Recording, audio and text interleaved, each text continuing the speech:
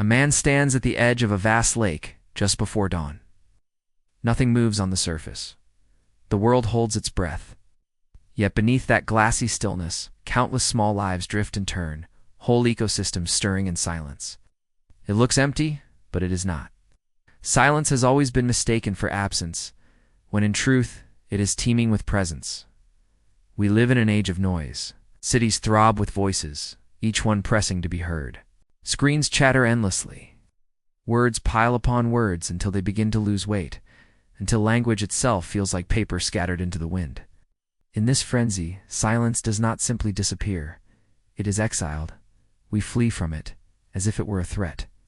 But here, beside the lake at the edge of dawn, silence lingers like a force. Not emptiness, but depth. Not absence, but power. Have you noticed how the wise rarely rush to speak? Their words do not scatter like drops of rain. They fall slowly, like stones breaking the surface of water. Heavy, deliberate, irreversible, as though every syllable carries the weight of centuries compressed inside it. Nietzsche saw this contrast clearly. The herd always speaks loudly, because the herd is afraid of silence. To speak endlessly is to drown the sound of the abyss beneath them. But the one who dares remain silent steps outside that cycle of fear. He enters solitude. In solitude, a different kind of strength begins to grow. Silence becomes rebellion. Schopenhauer felt the fatigue of endless speech. He considered small talk an imprisonment of the soul. Words wasted on surfaces that never touch what matters. Silence for him was not only refuge but necessity, the womb of thought itself. Yet he knew solitude comes with suffering, because once the voices of the world are gone, only your own remains. Silence strips away distraction until nothing stands between you and yourself.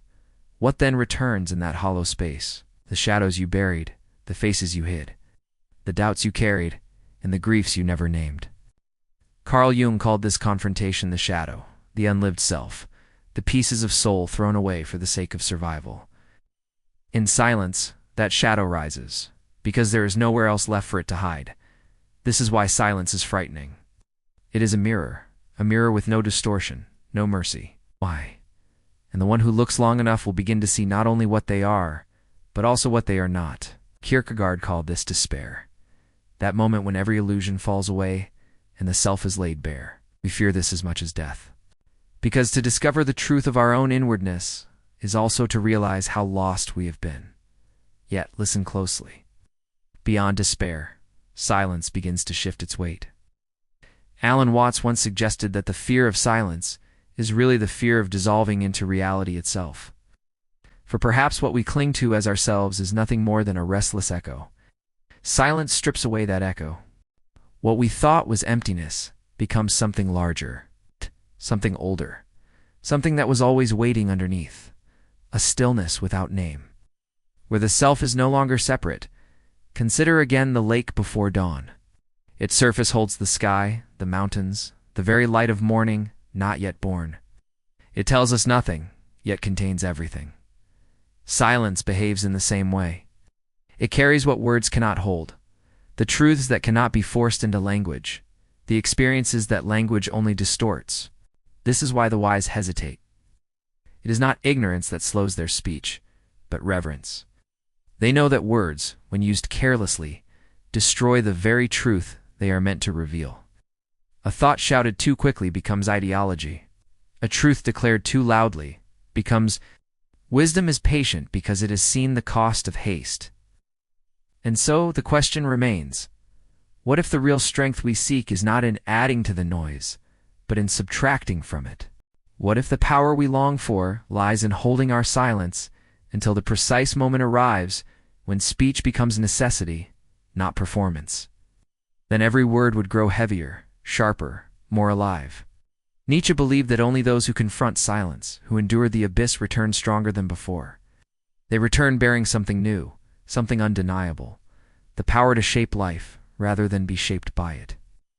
Jung would recognize here the path of individuation, not the mask of the persona, not the fabrication of appearances, but the union of shadow and self, born from silence's hard mirror. Silence is not absence. Silence is presence. It is the pause that allows perception to deepen. It is the ground where strength gathers unseen. It is the hidden fire beneath restraint, giving weight to the few words that finally reach the world. So here, at the still lake before dawn, listen again. Nothing is moving, and yet everything is becoming. The silence does not shout, but it teaches, does not argue, yet it transforms. And to those brave enough to remain still within it, the silence whispers what noise never can, that wisdom, strength, and freedom are not found in saying more, but in daring at last to say nothing. Imagine walking away from the city lights. At first, the distance feels strange, as though you are leaving something essential behind. Streets narrow into shadows. Neon fades into darkness. And then there is nothing. Only the fog-covered woods surrounding you. The chatter recedes. What once pressed against your skin now vanishes into silence. Yet the silence is not soft. It does not soothe. It presses harder than the noise ever did. As insects hum, faint currents of water ripple somewhere unseen, but behind them looms a greater presence. Heavy, unbearable, suffocating. This is the beginning of quiet, and quiet at first feels like despair. Kierkegaard named it so. Despair, the weight of being alone with no distraction left to hide within. For as long as you are surrounded by noise, even misery can feel distant. But when the noise falls away, you stand naked before yourself. Nothing interrupts, nothing excuses, nothing protects. Silence is not peace. Not yet. It is confrontation. You begin to feel shadows gathering. Long-forgotten presences stirring inside your chest. Doubts you buried. Regrets you refused. Griefs unfinished. Still raw beneath the surface. In the city of noise, these could be muted, hidden beneath laughter and noise. Now they rise like old ghosts, hungry, insistent, amplified in the stillness. Jung understood this moment as the encounter with the shadow, the parts of ourselves we cast away and yet carry always. The more we repress them, the louder they grow when silence removes the veil. What we meet here is not a demon outside of us, but the stranger within. And the stranger waits patiently, knowing that one day silence will force the meeting. Alone in the woods, you feel yourself descending further, as if silence itself were a stairway spiraling downward. Each step pulls you away from the herd, away from the masks polished for approval. Stone slabs beneath your feet, cold and unyielding. No lantern but your own heartbeat. Torches flickering in imagination. Breath echoing in your chest so loudly it feels deafening. Down, down you go. The descent is disorienting.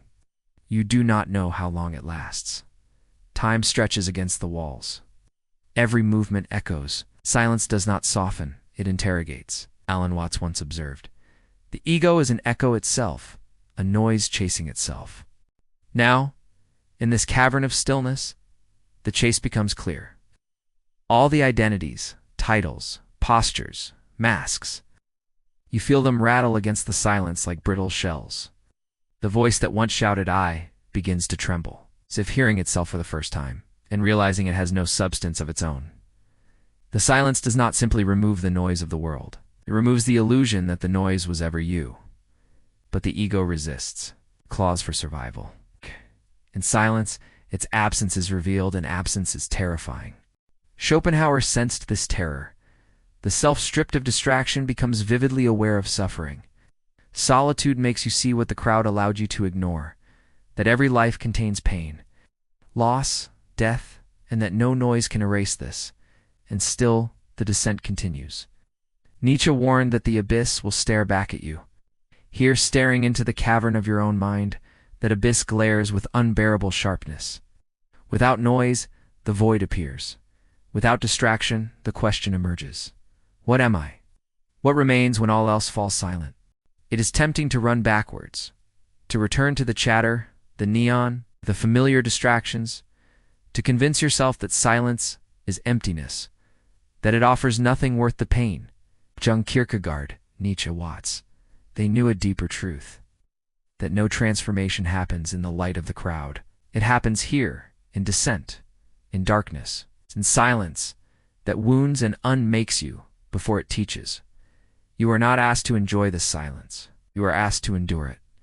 You are not asked to escape despair, but to walk through it until despair itself cracks open to reveal something else.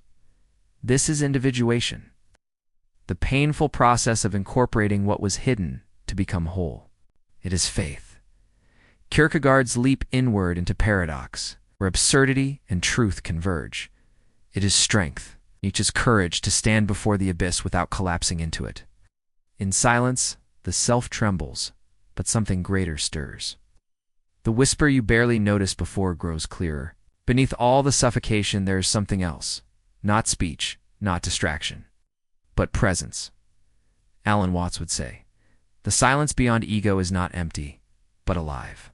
When the ego's echo dies, you begin to hear not absence, but the deeper hum of existence itself, not the voice of the self, but of life. The murmur of water, the hum of insects, the pulse in your veins, these are not enemies, but reminders that you were never separate from the whole. The descent does not end by escaping silence, but by surrendering to it. By allowing the masks to fall, the shadows to emerge, the echoes to wither. Then silence's sting softens into something else. Clarity, stillness, a dark ground from which vision may rise. And so you continue walking into the woods, deeper into fog, deeper into silence. You feel the despair threaten to crush you, yet step by step, the weight shifts. Silence no longer feels like suffocation. It begins to feel like a threshold. What waits across that threshold is not death. It is the beginning of becoming. In the cavern's half-light, figure stumbles deeper into the stone belly of silence. The air here is damp, thick, clinging to the skin. And then, there it stands. A mirror cracked with age, framed by shadows that seem older than time itself. At first, it reflects simply. A face, weary from descent. But if you look long enough, the reflection begins to shift. It smiles when you do not. It weeps when you resist, trembles with grief while you hold your breath in defiance. The glass does not reflect what you show, it reveals what you hide. This is the encounter Jung called the shadow. It's all that we banished, all that we could not accept. Anger, envy, grief, desire, fear, the disowned children of the soul. The shadow waits patiently, sealed in silence, until the day you are forced to stand before its mirror, and silence is merciless. It withdraws every protection, every distraction we use to avoid ourselves. What remains is confrontation. Here, Nietzsche's abyss opens fully, not outside us, but inside, like a dark pool beneath our ribs. We stare into it, and it stares back. Kierkegaard knew this as despair's paradox. We are terrified of losing ourselves, and equally terrified of actually becoming ourselves. So we live caught between two refusals, unwilling to vanish, unwilling to appear. The mirror this paradox crystallizes. The reflection stretches and breaks, multiplying like shards of water, showing 1,000 versions of the self. Masks worn for applause, lies spoken to survive, postures carried for approval. It feels like drowning. Water begins to rise in the cavern of silence, filling every crevice. Each breath grows harder, heavier, until all around is reflection. Your face is splitting and multiplying in liquid glass. There is no escape, not backward, not forward, only the plunge into yourself.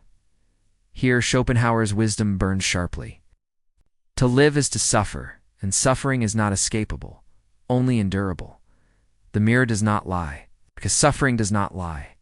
Every wound still unhealed, every resentment unspoken, every secret long denied, here they return, unmasked. The mirror does not ask. It demands. And it demands honesty.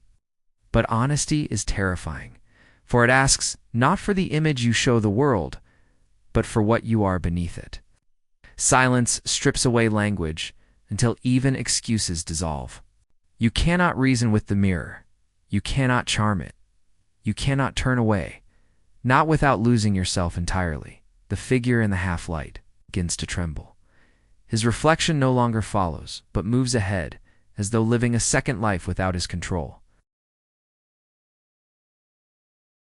Not by banishing the shadow, but by acknowledging it as your own, by admitting the monster is not outside the walls, but walking within your very steps. Without this acknowledgement, the soul fractures into fragments, endlessly at war. With it, however painful the embrace, wholeness becomes possible. And Nietzsche whispers beneath it all, the abyss gazes back, because the abyss is not separate from you. It is your depth. It is the ground of your becoming. To avert your eyes is to remain trapped in the herd. It's performance. To meet the abyss full in the face is to step onto the path of transformation. But this meeting shatters. It splits the shell of who we thought we were, for what emerges from beneath is more jagged, more complex, more human than any mask could contain. Kierkegaard saw this as despair's necessity, the collapse before the leap, the realization that the false self must dissolve to make room for anything true. The drowning intensifies. Reflections become ghosts, circling, demanding recognition. Each false word you have ever spoken crashes, like water into your lungs. Each mask worn for belonging presses against your skin until it suffocates. The silence is no longer passive. It feels alive, like a predator circling. Alan Watts enters here, the softer reminder. Perhaps what terrifies us most is not the weight of the shadow, the realization that the ego, the one screaming for escape, is itself only an echo. The voice panicking in the cavern is a sound chasing itself. The shadow we resist is only frightening because we mistake it as foreign. But what if all these fragments, light, dark, echo, silence, are not enemies but strands of the same whole? The suffering passes through you like a current. And slowly, the mirror begins to change. The cracks no longer distort, they reveal. The fragments do not shatter you, but show you your own immensity. Darkness and light woven together. Weakness and strength inseparable. Pain and beauty carved into the same bone. Individuation means accepting this. That you are the smile and the grief, the mask and the shadow, the voice and the silence. That to be whole costs the death of the image you once clung to. In losing it, you do not vanish. You breathe anew. The mirror still stands, but it no longer mocks. It waits patiently for you to nod in recognition, to accept what you feared was unworthy. And in that moment, despair softens into the doorway it always was. The drowning waters recede. The cavern air clears. The silence remains heavy, but no longer suffocates. It becomes a space where truth can live. And so the figure steps closer to the cracked mirror. His reflection trembles. Flickers, then steadies. Not identical, but whole. For the first time, the silence does not accuse. It simply is. And within that stillness, the self begins not to perform, but to exist. The cavern shakes. What stood steady begins to fracture. Stones tremble above. Cracks race across the ceiling like lightning etched into rock, and then collapse. Violent breaking, yet stretched in slow motion, as if the world itself wishes to savor its undoing. Dust surges upward. Darkness swallows everything. The figure stands for a breath, then vanishes into the falling rubble, consumed. Here silence no longer feels like emptiness, no longer like stillness or even despair. Now it becomes annihilation. Nothing speaks, nothing moves. The world is gone. This is the breaking point. Kierkegaard knew despair at its deepest. Not the passing anxiety of distraction's absence, but the utter dismantling of the self. Here, all scaffolding collapses. Every mask, every persona. Every thought once used for identity. It does not matter how carefully built the image was. It comes apart like sand under water. Words fail completely. The voice you thought was yours is erased, leaving only black silence, thick enough to suffocate. This is Nietzsche's abyss in its rawest form. Not an abstract philosophical idea, but the hard recognition that meaning is not given, not from the gods, not from the crowd, not even from the language we cling to. One by one, the supports fall.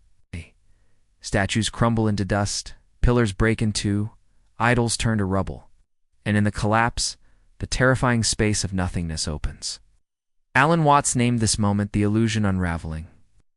The ego dissolves like ash blown from a flame. Categories you trusted fracture, good and evil blur into silence. Light and shadow lose distinction. The self and world melt into the same vast emptiness. There is no ground to stand on, no breath to hold, no voice to pray with. Silence has completed its work. It is total. The imagery bleeds. Statues shatter in slow motion. their once perfect forms scattering into the void. Rubble falls endlessly yet makes no sound. The body itself seems to disintegrate, breaking into particles, as if selfhood were just another stone ground into dust. Time, too, collapses. There is no past here, no future. Only the suffocating now, and even now loses meaning. Suspension in absolute quiet nothingness. The kind of silence we never accept in life, because to encounter it even for a second is to risk dissolving entirely. What holds us in terror here is not pain, but absence. The absence of all we thought, unshakable. Identity, control, certainty. The ego screams, but no echo returns. The abyss stares back, and for the first time we realize it does not answer. It has never answered, and perhaps it never should. Kierkegaard would call this the dizziness of freedom, when nothing supports you any longer, and you glimpse the infinite space of pure possibility. Yet that freedom feels like death, for it comes at the cost of everything we thought we were. Still, something in this collapse bears the scent of purification. The silence here does not end in destruction for its own sake. It ends because it has completed its task. Everything false has been shattered. Everything untrue has been stripped bare. And when nothing remains, what remains must be real. Schopenhauer saw suffering not merely as punishment but as truth's doorway. The breaking point is suffering condensed, a moment where all illusions fail. And you stand in the naked reality of existence itself. No more masks, no more cheap escape, only being raw and unadorned. We resist this moment because it feels unbearable, but it is here that becoming begins. Nietzsche pressed toward this truth in his call, to stare into the abyss, to endure it without collapsing. The abyss does not gift us meaning, but in taking away the false, it forces us to create. The silence burns, but it burns away lies. It unmakes only to clear the ground where something new can stand. Alan Watts would whisper that what we call the self has never been more than a pattern of echoes, temporary, insubstantial, collapsing into the whole with every breath. When the illusion unravels, we face not annihilation, but return. The silence is not an enemy, but the home we forgot. Imagine standing in blackness with no horizon. The ground gone, the body gone, the voice gone, and yet, you do not end. Awareness lingers. Something remains, though you cannot name it. Perhaps that is what silence was trying to show, that what we feared would vanish was never who we truly were. The collapse, then, is not an ending. It is a passage. It is silence's purification, demanding everything false bow before it, until only the essence unspeakable, unbreakable remains. And so amid the rubble, amid the dust of idols, and the echo of no echoes, a strange calm trembles. The silence is still infinite, but it no longer accuses. It no longer annihilates. It waits. Suspended in that waiting, we realize the paradox. Silence destroys only to reveal that nothing essential can be destroyed. The figure in the cavern is gone, or perhaps what was false has been erased. What remains is not clear yet. The rubble lies still, the blackness unbroken. And yet, in that suffocating void, something subtle stirs. Not a voice, not a world, a pulse, a flicker. This is not the end. This is the threshold. After collapse, silence changes. What was once a tomb becomes something else. It is no longer suffocating, no longer annihilating. It holds still, like air washed clean by a violent storm. The dust has settled, the rubble lies unmoving, and what remains is clarity. Here, in the heart of nothingness, perception shifts. Silence reveals itself not as absence, but as presence. Every sound, every breath, every flicker of light seems sharper, impossibly vivid in its simplicity. The cavern, split by collapse, breaks open. Faint light seeps through cracks hidden until now. Slowly, almost imperceptibly, dark stone yields, and a horizon appears. Mist unfurls like breath across distant mountains. And there, in the first blush of dawn, the figure emerges, scarred from descent, shaken from collapse, yet awake. This is the beginning of inner speech. The voice uncovered not in noise but in silence. Nietzsche once wrote, "One must dare the abyss to create new values. Meaning is not given. It must be forged out of nothing." The figure has faced the abyss, endured its silence, and now emerges with ground that is his to shape. Life no longer demands borrowed words. It waits for his voice, not the crowd's. A voice born not of performance, but of necessity. Jung called this beginning individuation. To carry the shadow into consciousness, without fleeing, without denial, without collapse. To fold it into one's own wholeness. The shards of the mirror no longer cut, but shine. What fractured now belongs. The figure does not stand clean of shadow, but integrated, the darkness woven into the tapestry of a greater self. Kierkegaard understood something vital here. Faith is not certainty, but paradox. It is to stand in the tension between despair and hope, knowing neither is final. To step into existence without guarantees, to embrace both wound and healing at once. Emerging from silence, the inner voice is not loud, not absolute. It trembles, but the trembling is itself truth. Faith is born not from knowing, but from leaping. Schopenhauer too whispers here, solitude is not a curse, but the cradle of higher thought. What noise dismisses as loneliness is in fact space, the fertile stillness where new vision grows.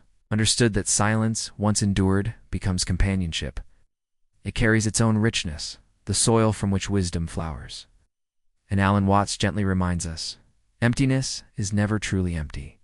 What we feared as void now reveals itself as doorway. To call it nothingness was our mistake. Presence hides beneath absence, as dawn hides within the folds of night. Cinematic imagery unfurls. The cavern walls crack into the light.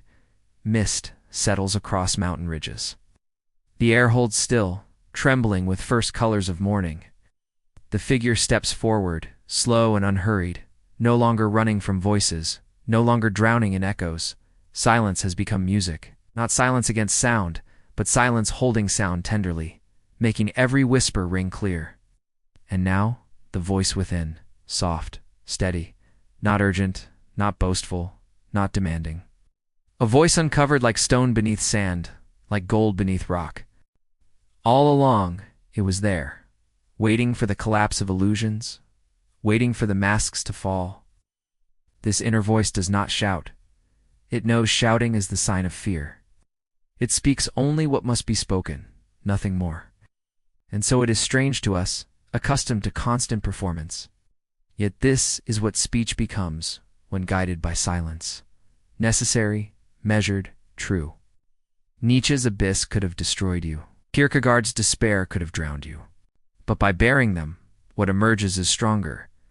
A self no longer borrowed, no longer masked, no longer terrified of silence. You breathe, and the breath itself feels like revelation. The world is not as you imagined it before collapse. Colors are sharper but quieter. Space feels alive.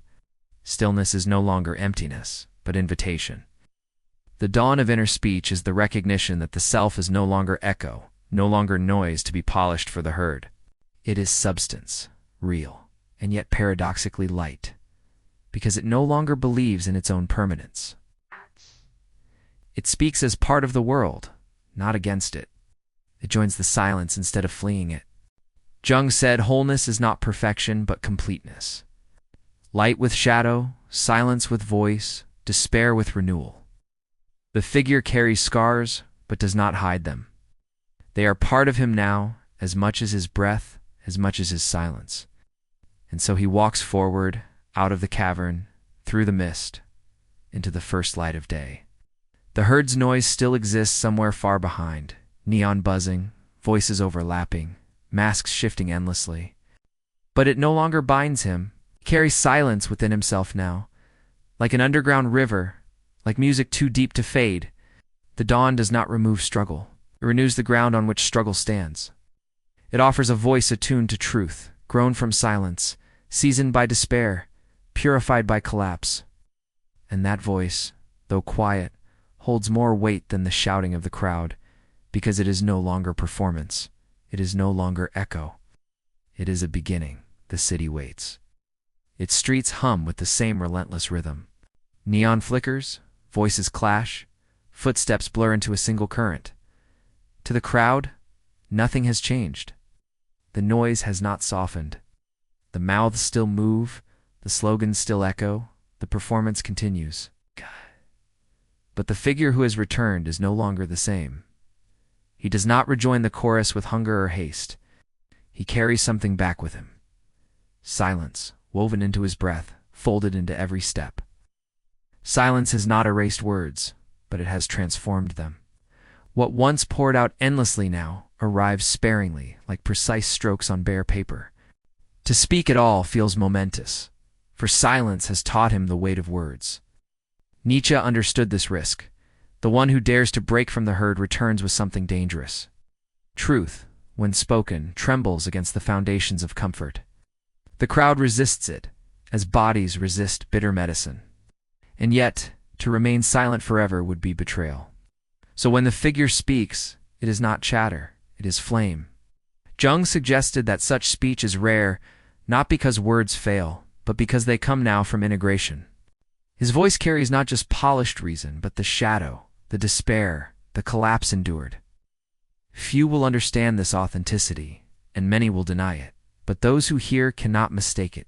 The weight of shadow within a word is unmistakable. Schopenhauer foresaw the resentment that follows. The masses do not forgive the one who returns with stillness in his blood. Chatter is their nourishment, and stillness threatens their hunger. They laugh, they dismiss, they drown the word in noise. Better to chatter endlessly than to face the silence hidden inside a single true sentence. And yet, Kierkegaard whispered of this anguish. How to communicate inwardness in an outward world. To carry something born of silence into a place addicted to noise. It cannot fit without tension. To speak truth outwardly is to endure distortion, mockery, isolation. And yet it must be spoken, not for approval, but for fidelity to the inward journey. Alan Watts gently reminds us, the most powerful communication does not rest in words at all. A glance, a pause, a silence in the right places can order a room more strongly than a speech. The figure, having lived through collapse and dawn, knows this now. He does not speak to fill silence, but to deepen it.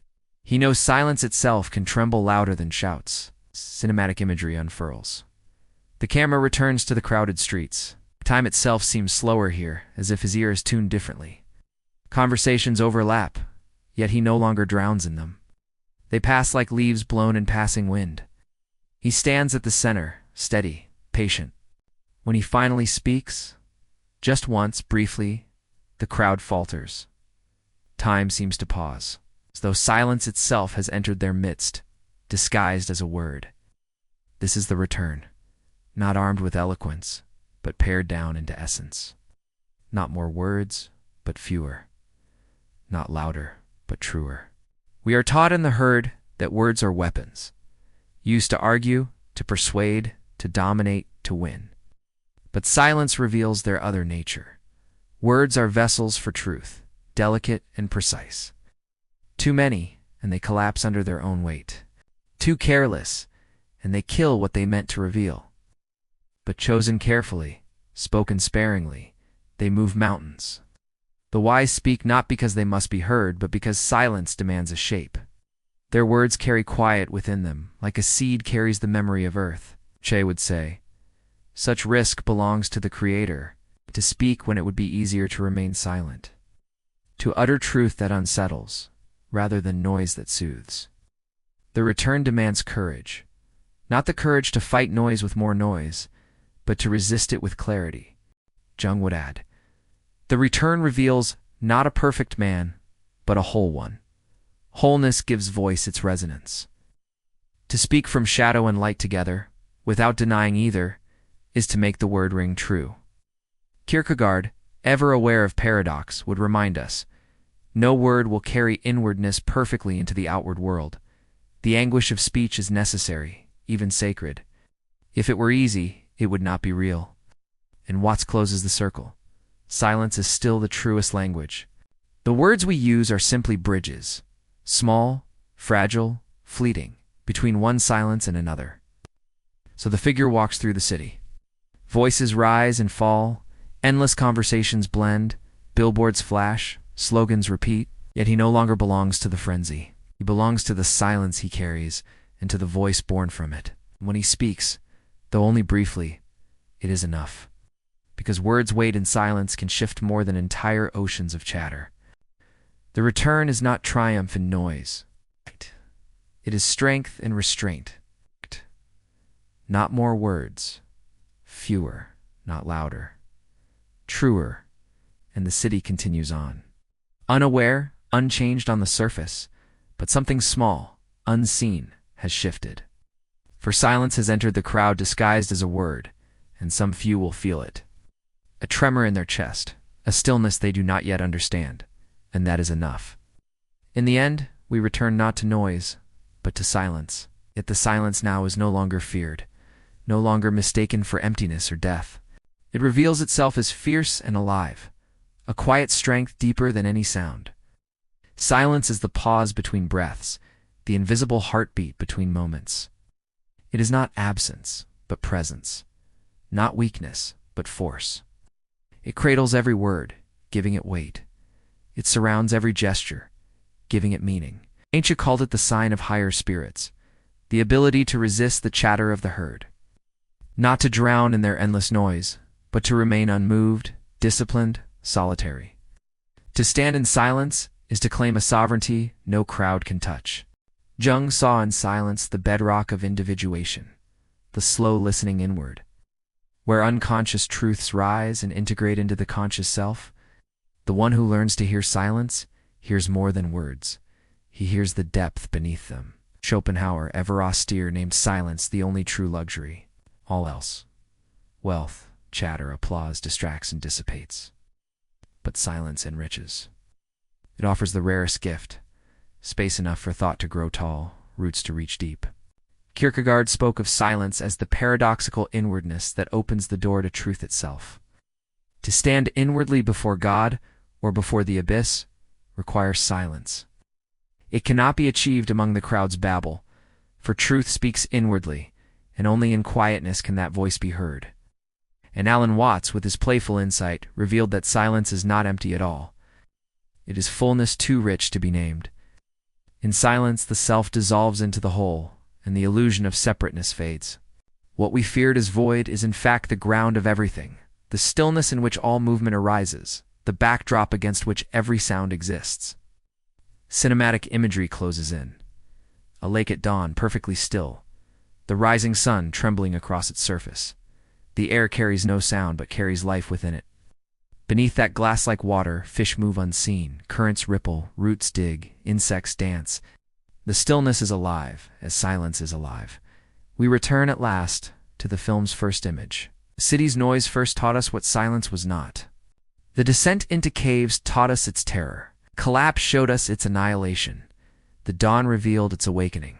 The return proved its weight in speech. Now finally, silence stands revealed as what it has always been: power. Silence is not the absence of life, but the ground of it. It is not the void, but the womb. It does not erase the self. It strengthens it, transforms it, dissolves it into something larger. The crowd may still chatter. The neon still flickers. The chorus still shouts without listening. Yet the one who has walked the path knows silence differently. He carries it within him as shield, as wellspring, as strength. He knows the deepest paradox, that it is silence, not words, that speaks most clearly. The wise man hesitates before he speaks, not because he is timid, but because he understands the weight of what silence holds. Every word that emerges from silence is marked by it. Every silence that interrupts the world's noise becomes itself a presence, shaping the air. When you sit with silence long enough, you begin to realize it is not an interruption to life, but life itself. The lake glows brighter. The sun lifts higher. Mist curls upward, vanishing into sky. Silence continues. Not heavy, not suffocating, but spacious, creative, alive. The journey completes here. Silence was never the abyss alone, nor despair alone. It was never annihilation without also being creation. It was never the end without also being the beginning. It was presence disguised as absence, power disguised as weakness, music disguised as stillness, and so the final truth arrives quietly. We were never searching for silence. We were searching through silence. Everything false needed to collapse for this to become clear. The masks had to shatter, the abyss had to open, the despair had to suffocate. Only then could silence reveal its deeper nature. Not punishment, but gift. Not emptiness, but fullness. The film closes as the lake shimmers beneath dawn. Single ripple disturbs the surface, then fades back into stillness. And in that stillness we hear not nothing, but everything. Silence is the power that remains. It was always presence. It was always strength. And now it has become you.